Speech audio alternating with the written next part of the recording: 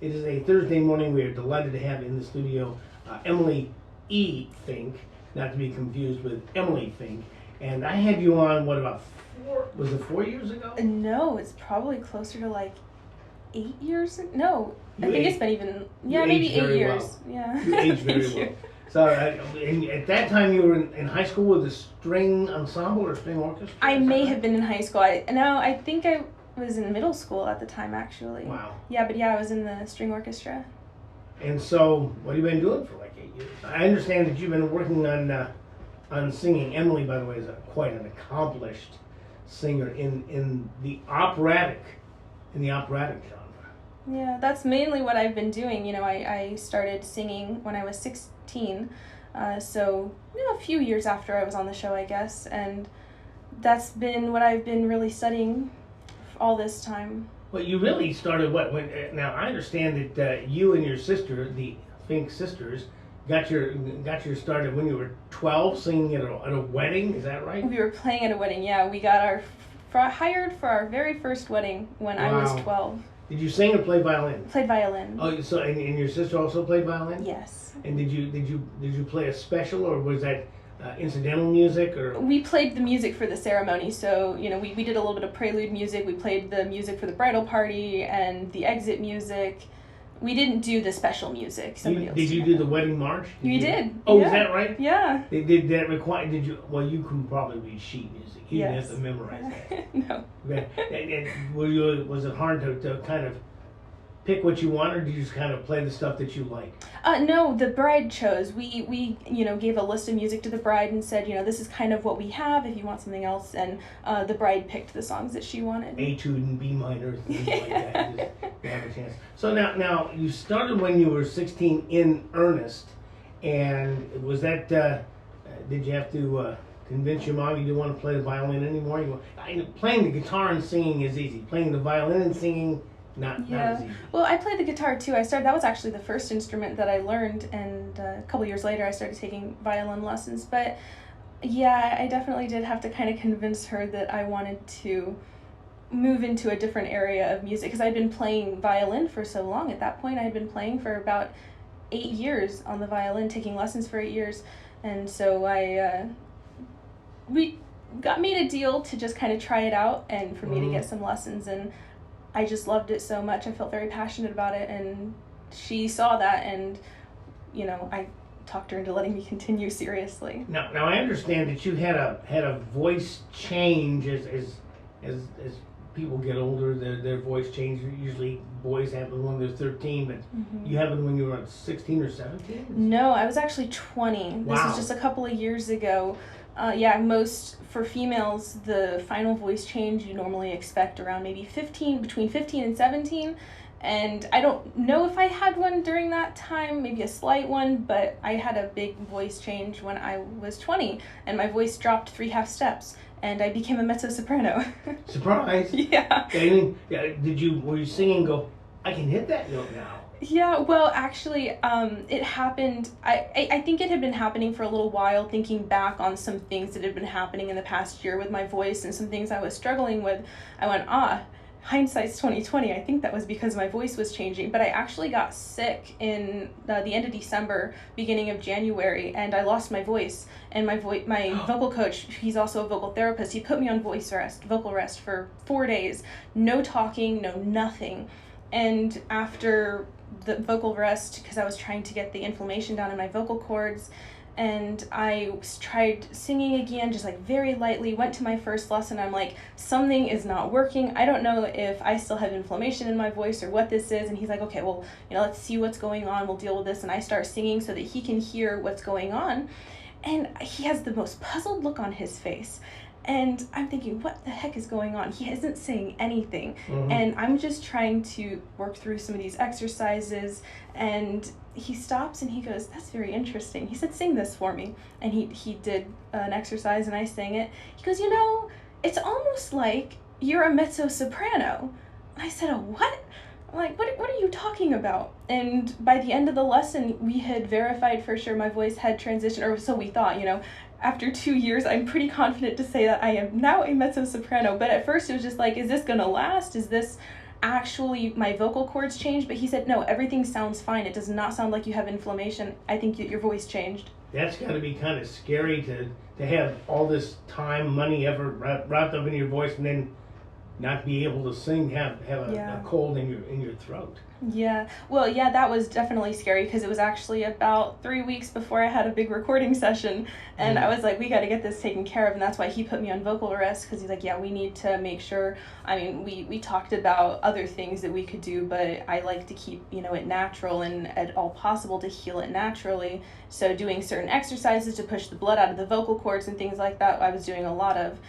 But it was just like, oh, brother, and honestly, I could have dealt with just having lost my voice for that little time if I came back as a soprano, but to come back as a mezzo-soprano about 2 weeks before I have a big recording session was a little bit terrifying. It's scary. Did they give you any kind of, did you gargle with Epsom salts, or did you drink honey and whiskey, or I actually used a mixture of honey, apple cider vinegar, and cayenne pepper.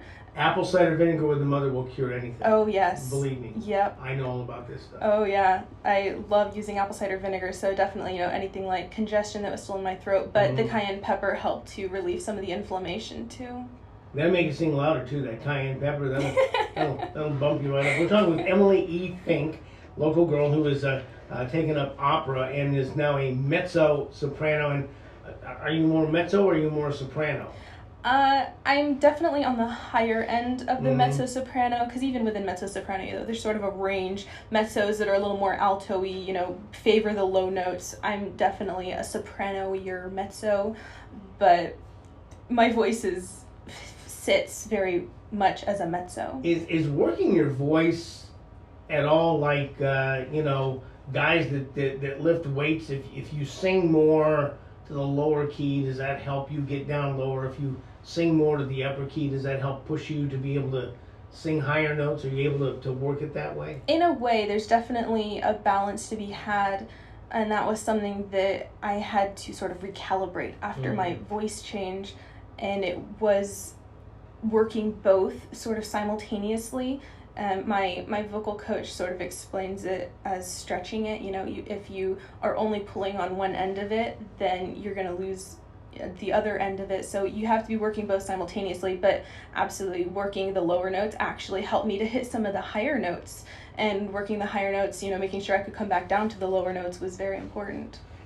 Do you keep a library of your stuff? I mean, do you ever go back and listen to your old songs and think your voice, can you see your voice change as you go through stuff that you recorded in 2016, 2017, 2018? Oh yeah, for sure. My voice has a very different sound to it. Aside from notes that I can hit, it just has a very different sound to it. It's sort of a thicker sound now. It's sort of, I guess, richer, steelier kind of a sound.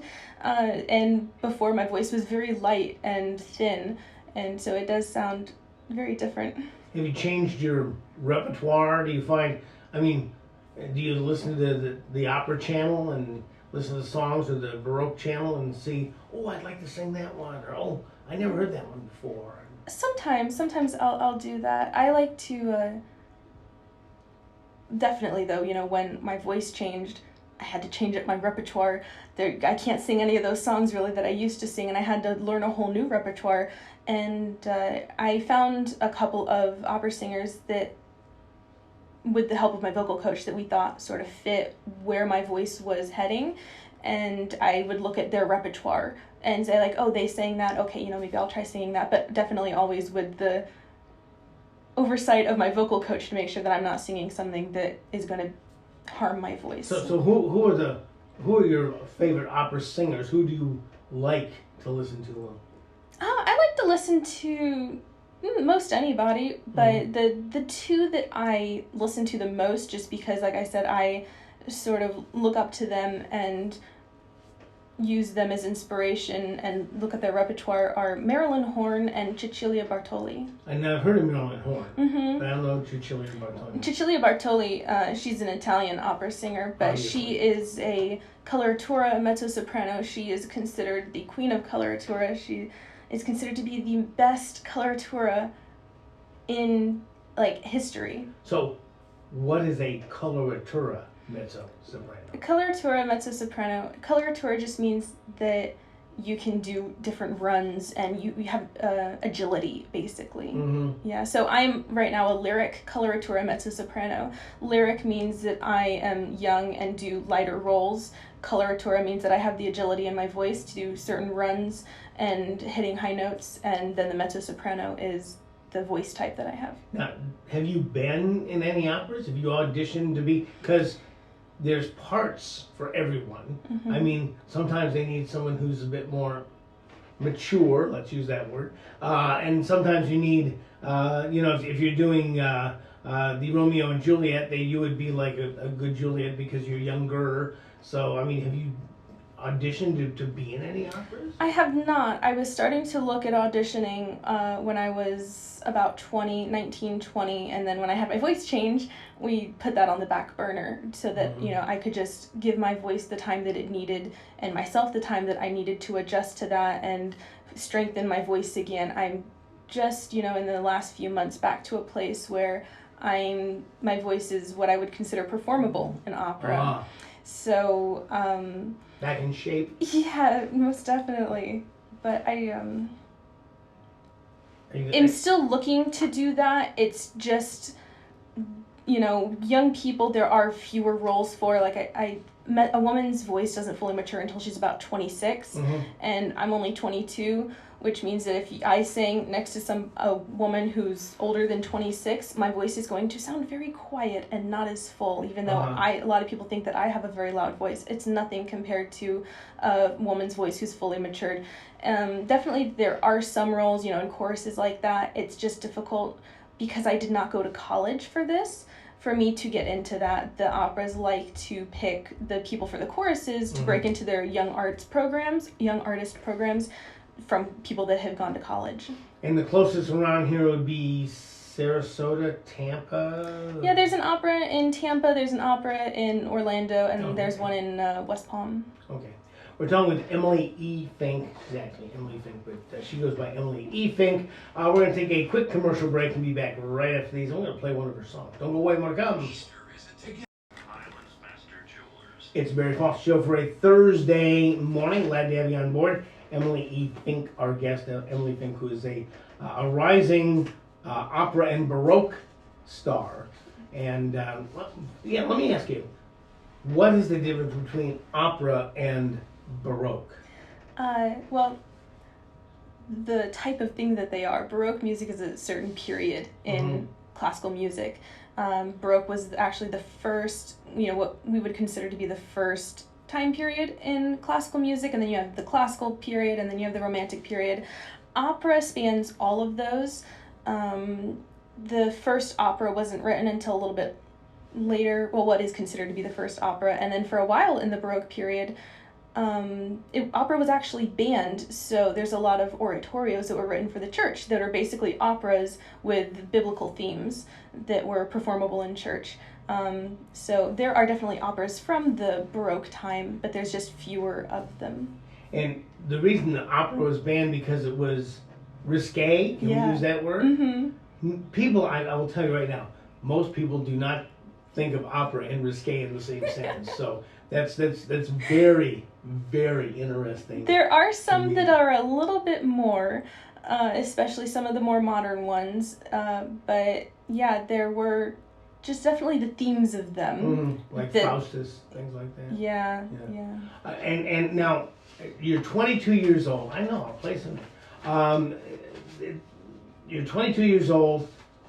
But in the time between 2016 and now, you have earned Female Vocalist of the Year, Female Rising Star, Female Single of the Year for the tune Maybe, which I think is the one we're going to play, Female Songwriter of the Year, Music Video of the Year, which is Maybe, Female Emerging Artist of the Year, and Sound Engineer of the Year. Now, how did you get all of these?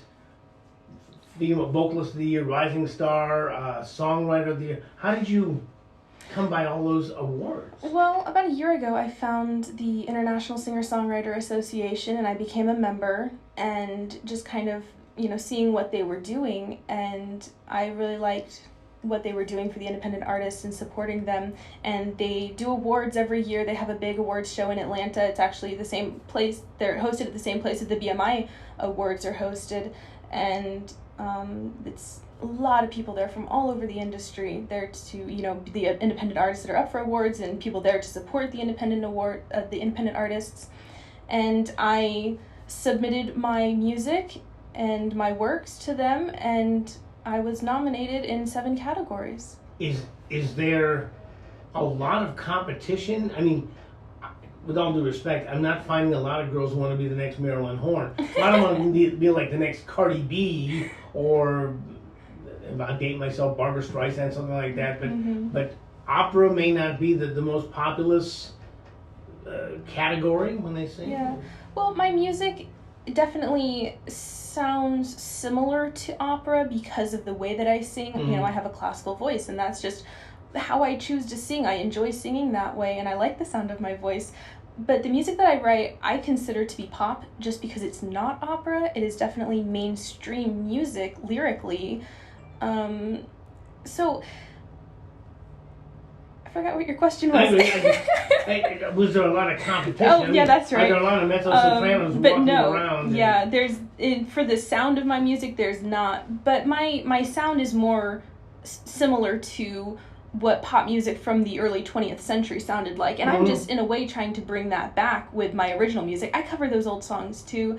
But even with the music that I write, it's very influenced by that sound of the early 20th century. Like, what songs? Like, you cover, like, the Lost Chord? I mean, what early 20th century stuff? What kind of songs draws your ear? Well, the ones that I have out right now are In the Good Old Summertime, Yeah. Alexander's Ragtime Band, and Till the Clouds Roll By. And those are 3 part of an album that I'm working on that's going to have other things on it, like Let Me Call You Sweetheart. And it had, I'm also working on another album that has songs on it, like It Had to Be You, I've Got You Under My Skin, things like that. That's an easy listening album I'm working on. I'll tell you that you would pair very well with the barbershop quartets. I mean, you would be like lemon and lime, it would pair very well to have the two of you together. Now, I would love that. You wrote a song. Well, you've written, how many songs do you know? Do you know how many I've written probably close to 30. Wow. Yeah. And this one is called Maybe.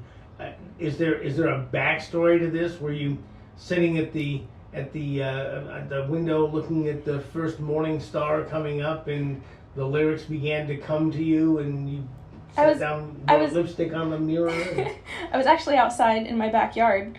I find a lot of inspiration from being outside. I feel very creative when I'm outside. So I was outside in my backyard, and for a while I had wanted to write a song that sounded kind of similar to this, and I just started singing. A lot of my songs have started that way. I write all my songs in different ways. I don't have a set, way of writing. And this one, I just started singing what was in my mind, and it was kind of based on a lot of different things that had been happening in my own life and just thoughts that I had been having. And so it was just in my mind kind of mulling around, and I just started singing, and the song got stuck in my head. I think it was the first part of the verse that I was playing around with, and it just got stuck in my head, and I couldn't get it out of my head. I kept singing it, and I had an idea of because the verse and the chorus is sort of a response to the verse, and I had an idea for what the response would be, and I just couldn't get it out of my head. I thought, well, I guess I better write it down, and when I did, it just all came out. I want to play this now because I want you guys to get a pencil, piece of paper, because we want you to vote for this. Okay? She needs votes, and we're gonna give you a link to do that. But this is called Maybe by Emily E. Finke, and let me push this button here, and here we go.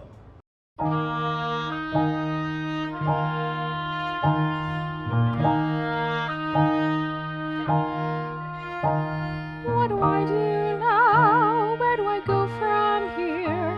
How do I find my way? How do I face this fear of living in the future, of letting go of dreams?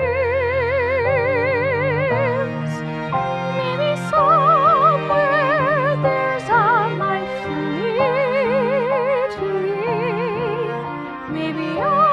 can find another song to sing. Maybe dreams don't come true. Maybe sometimes they do. Maybe dreams aren't always what they seem.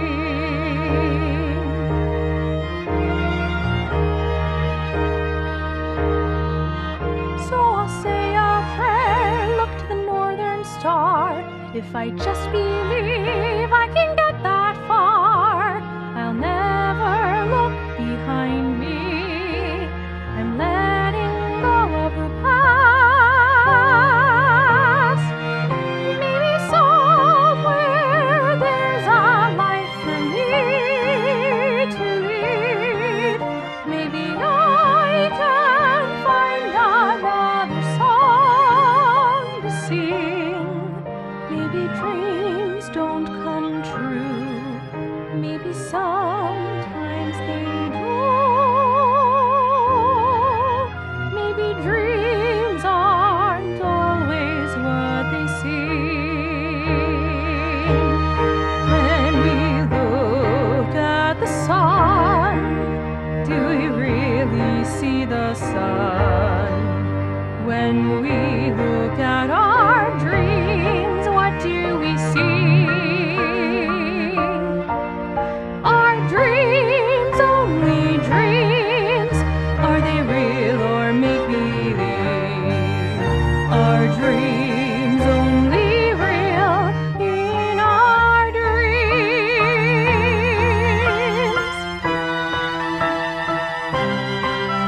Maybe somewhere there's a life for me to lead.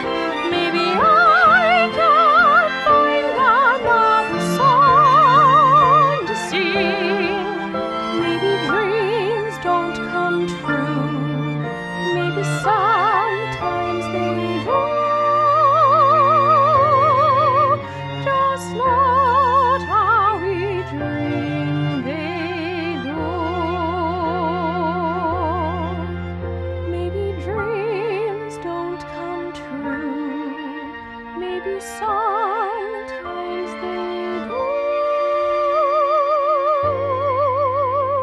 Just not how we dream they do.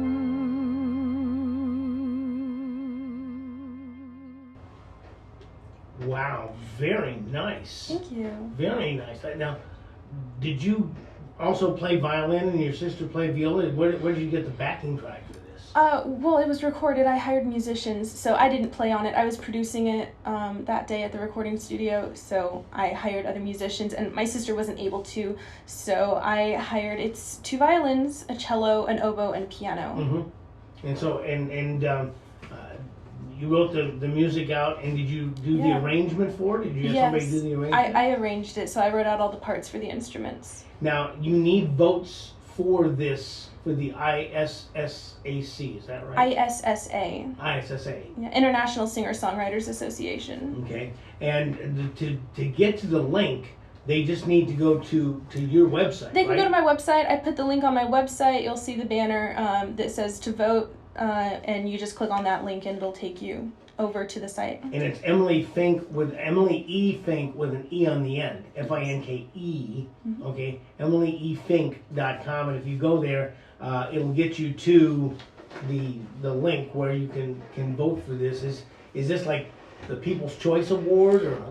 It's actually to determine who the finalists are going to be. Yeah, one of the things that indie artists have to do is build their fan base. You know, we can hire marketing, I suppose, if we have the money, but it's just another expense. And so a lot of indie artists just choose to do it themselves. So it's kind of a testament to how well you've built your fan base if you can get your people to vote for you. Well, in addition to being an emerging artist and a sound engineer, you're also a relentless promoter. So you have the ability to go out there. I mean, do you have to go to operatic Facebook pages and say, hey, listen to my song, vote for my song?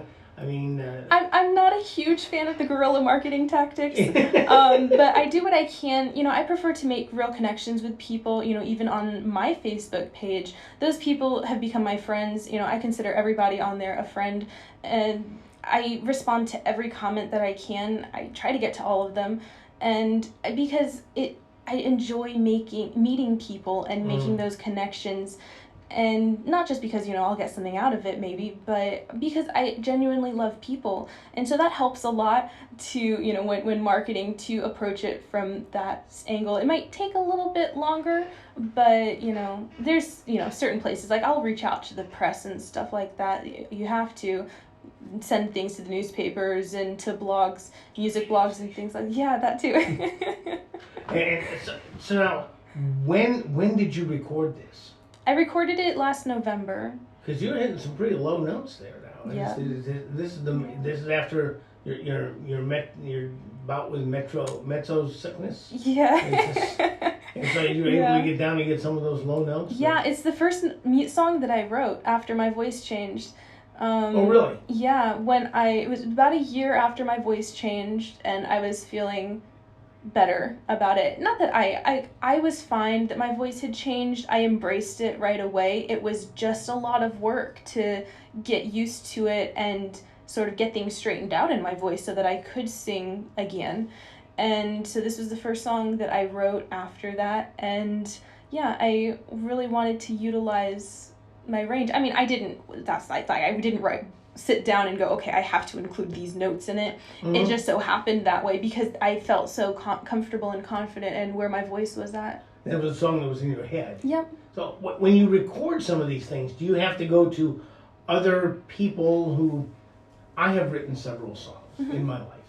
And I have gone to some of my friends who I know are very, very in tune with pop music. And I have sent them files, and I said, listen to this, and it's great. They always say it's great. But then I said, does it sound like anything you've heard before?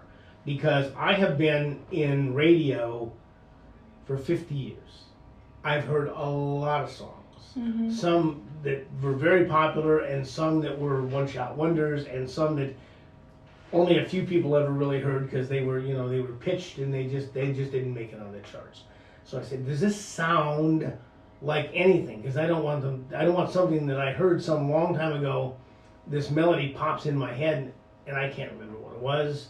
The one thing Marilyn and I share is a very bad memory. So I call them. So you to go to some of your friends and say, does this sound like anything that you've heard before? Is this something? Am I stealing a lick from someplace? Not necessarily. Like, I have a few people. I am very careful about who I let into sort of my inner circle for early on in projects. My family is one of those. My vocal coach, he also has been a huge encouragement to me, since I started writing, to write the sound that I wanted to write and not try and conform to anything. But yeah, definitely I go to them to get their feedback. And there's been a couple things that I've written that my sister's like, that sounds kind of like this. And so we go and we listen to it and I'm like, no, I think that's different enough. It could be in this, but it can be inspired by something. Yeah, I've never really had that happen though, where something I've written sounds so much like something else. Yeah, I didn't notice it until they filed suit. But there was a song by George Harrison called "My Sweet Lord," and he got sued by I think Motown Records because it was the same melody as "He's So Fine" by the Chiffons, and I can imagine that he's been a guitarist. He's not with us anymore. But he'd heard a lot of music, and I'm sure that somewhere in his teenage years he had heard this, and all of a sudden that melody pops into his head, and it was not something that's on the top of the pops that everybody thinks about it. But they came and they finally settled because they said that he'd used the same tune. So what was now? Maybe is the last song you've written? Is that the latest? It is, yes. What was the first one you wrote? Oh goodness, I think it was a song I wrote called "Imagination." It's not out yet. It's part of my original album that I'm working on recording, sort of recording one song at a time. Like the basement tapes that you've had for a long time. Yeah, well, I wrote that one in 2018, and it's way back then, back in the 80s. Yeah. Now, because it is so easy now to digital record. I mean, do you record your stuff on your phone or on your laptop? I mean, do you just go out and get a great set of speakers and a Sennheiser microphone, and you're kind of in business? I suppose you could be. I prefer to record my stuff with live musicians. So if I'm doing something like maybe, I like having all the musicians there and recording them as an ensemble instead of individually. So I have to go to a recording studio to do that. And I have a wonderful recording studio. It's Echo Beach over in Jupiter, and they have a lot of great equipment there. And I work with them. They track it for me. But I have recorded a few songs myself, and definitely I invested in some good microphones and some equipment, but yeah, it's for the most part just done on my computer. So you go in the studio with a band? It's like Creedence Clearwater Revival. Do you have to go to turn to the oboe and say, "Hey, you got to pick up the pace a little bit," or you're playing too loud? And then do you have to kind of lean into them a little bit? Or? Oh, not so much. These are very good musicians and they work very well. And but because I have everything written out, it's just a matter of them reading it. And for maybe they played to a fluctuating click track, so there was something there to kind of keep them on tempo. And a fluctuating click track would be what exactly? It's similar. I don't know if anybody knows what a metronome is. Yes. But, it keeps tempo. But a fluctuating click track is made from a tempo map. So if there's any type of fluctuations in the tempo to give time for certain things, then the click track allows for that. It's not a metronome that you just set to one specific time. You can program into some give and take. Yeah, that is fascinating to see. And do they all? Is it like Led Zeppelin when they get the band together? Does the oboe player come from Orlando and the viola player come from Venice? And do they all kind of converge in Jupiter to do the track? Definitely, yeah. They all have to be in Jupiter or wherever my studio is. I've recorded in Miami before as well, and I tried to hire local-ish musicians so that I don't have to pay their travel time.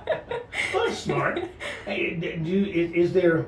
And I'll use the K word, but I mean, are there like karaoke backing tracks? Are there backing tracks for some, like Let Me Call You Sweetheart, or some of these other traditional songs that you want to sing? Can you find backing tracks and use those as well? Oh, I'm sure there are backing tracks, but I couldn't use them. I could not legally release, a song. I mean, just for practice or for deciding how you want the arrangement to be. Oh, sure. I tend not to do that, though, because I already have a sound in my head that I want it to sound like, so I write it out. As a sound engineer, then you do the arrangements? You do the whole 9 yards? Yeah, well, yeah, I do the arrangements, but not necessarily as a sound engineer. Like I said, I prefer to have live musicians, so even on the stuff that I've recorded myself, my sister played on those. She played the violin and the piano on 3 of the songs that I have. And you got her cheap, right? I did, yeah. We have a very nice working arrangement. Now, you for a time, I was telling her before we went on, telling Emily before we went on the air that I have a dear friend, Kathy Brock, who I refer to her as a hired gun, and she would go to churches and sing the special, and back in those days, she would earn the handsome sum of $25 to sing the special, which was, for a kid, that's pretty good money. I think that you can put a zero on the end of that now, but do you go out and do churches or weddings and things like that now? Oh, yeah, not so much in the last couple of years. We're finally kind of starting to get back into live performances. But yeah, for many years, as long as I can remember, Ashley and I have played at many churches. We never charge churches to play. We like to use our gifts to bless other people in that way. But definitely, we've been hired for corporate parties and events like that, Christmas parties, birthdays, and weddings. We've done all kinds of stuff. Yeah, that's going to be a lot of fun. But now, Are you making good enough money, or do you have to have a day job too? I mean, you have to be like a bank teller or something when you're not singing, or? Well, thank goodness, no. I don't have a set day job. I do work a lot as a brand ambassador, or I did. I'm starting to get back into it the last year and a half, but I've done a lot of work as a brand ambassador, and was my primary source of income. I'm getting to a better place with my music, that now that I have some stuff out. But that was my ultimate goal, is to be able to earn a living off of my music. A brand ambassador, I mean, do you sing the jingle for Ivory Soap, or I mean... Actually, that has nothing to do with my music. Okay. It has more to do with my love of people. It's a brand. What brands do you represent? Oh, I've worked for all kinds of brands. I work freelance, so it's through an agency. I find jobs, and jobs find me. And I just recently worked at the Sebring races for Cadillac. Oh, really? Yeah, so I've worked with cars. I've worked at golf courses with Lincoln. I've worked with Honda and Hyundai. I've worked with Coke and Aldi, and all kinds of brands. Did you work at the Cadillac manufacturer's place at the track, or did you go out and... It's so brand ambassadors are in promotions. Mm-hmm. So anytime there's, most of the time you'll see them if there's things like giveaways, they're giving products away, or asking for information in the form of surveys.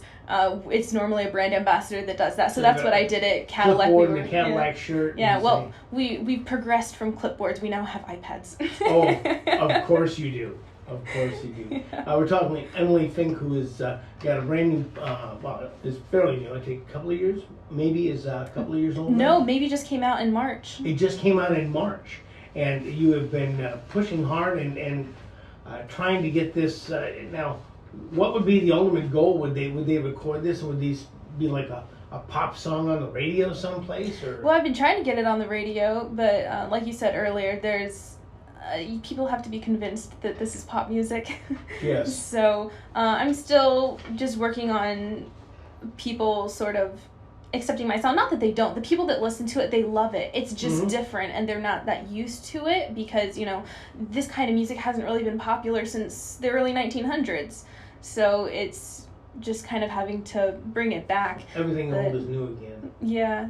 I'm hoping that this old stuff comes back to it. So you've done a lot of videos. I said you have your own YouTube channel? I do have a YouTube channel. I've had that for several years, but really in the last few years have been very active on it, posting. It started out with just doing a lot of covers until I could get to a recording studio to record some of my original stuff, and that's now where I post all of my music videos for the stuff that I released too. Well, I have a little list here. You've got Till the Clouds Roll By, you've got Alexander's Ragtime Band and the Good Old Summertime, The Sound of Freedom, Marigolds Blowing in the Wind, A Patriot's Prayer. Let's see, are those any of those originals by you? The last three, The Sound of Freedom, Marigolds Blowing in the Wind, and A Patriot's Prayer, those are originals. So what did it take to make music videos for that? I mean, I always envisioned a crew of a couple of dozen people, and along with stock footage and filters and everything else. I mean, that's got to be a daunting task to do your own music video. Yeah, well, it's something that I got into, over time. As with pretty much everything that I've done, it's been a journey that started when I was very young, and God just kept putting things in front of me, new skills that I learned, and I never was exactly sure how they would fit in to a career. If I wanted to be a singer, I didn't know how I was going to use my skills as a graphic designer and a videographer. And all of a sudden it was like, well, I guess if I wanted to make a music video, I could do it myself. I don't have to hire somebody. And so I just started doing that. But it was years of me learning graphic design and doing videography. But I've always loved, when I was like 9, I think I got my first video camera, and I started, making little films. So I just have loved anything to do with entertainment since I was very young, and I just absorbed everything I could and learned everything that I could. I used to devour the behind the scenes footage on movies. We would get the DVDs, and I would just sit there watching all the behind the scenes footage for hours and hours, learning how they made the movies. And I eventually, when I started releasing my own stuff, I was like, well, I guess I can make my own music videos. Coincidentally, I had been hired to do some videography a few years prior, and I had invested in a very nice video camera. And the project ended up falling through, and I was left with a very expensive video camera on my hands that I didn't know what I was going to do with. And like I said, it was just one of those things that God put it there for me to do it, and I now have the equipment to be able to do it. So sometimes it's just me and my camera recording music videos. Sometimes, for maybe I needed some help. So my sister has been my videographer on a few of my videos, and so she's my director of photography, and I direct it, and then I, normally if would just be me, my mom, and my sister. My mom, kind of works as the production assistant, helping wherever I need, but I had 2 other friends helping me on the video for maybe. Because when I got my iPhone, I got an iMovie, and I have been able to mix movies together. Do you produce all your stuff on your phone, or do you have a mix program? On my computer, I have Final Cut Pro, and it's a video editing software from Apple, and that's how I edit all of my music videos. Has any of your stuff gone viral? Has someone discovered this, and all of a sudden you've got 1 million views on the Patriot's Prayer or something like that? No, nothing's gone viral, but it's just it's steady growth, and so as long as it keeps getting views, I'm happy. We're talking with Emily E. Finke, and if you would like to go to her website, Emily E. Finke with an E on the end, FINKE.com, you can vote for her song Maybe, and we would really appreciate that because it's going to help her with the ISSA. Yeah, right? Yeah. The votes actually are in my name though, so for all the categories, just look for Emily Finke or Emily E. Finke. There was a little bit of a mix up on there, so I'm listed as Emily Finke in most of the categories, and then Emily E. Finke in one of them. Because there's another Emily Finke around. There is. And she's also your age, and she's also a soprano, right? She is, yeah. She sings classical music, and as far as I know, she's a soprano. Have you ever corresponded with each other and said, hi, we have the same name? I have not. The first time I found out about it, I was in a Hal Leonard competition, and I was looking at the results, and I saw Emily Finke, and I thought I had made it through to the next round. And then it was followed up by California. And I went, wait a second, I don't live in California. And so I had to look up, and it was a different Emily Finke.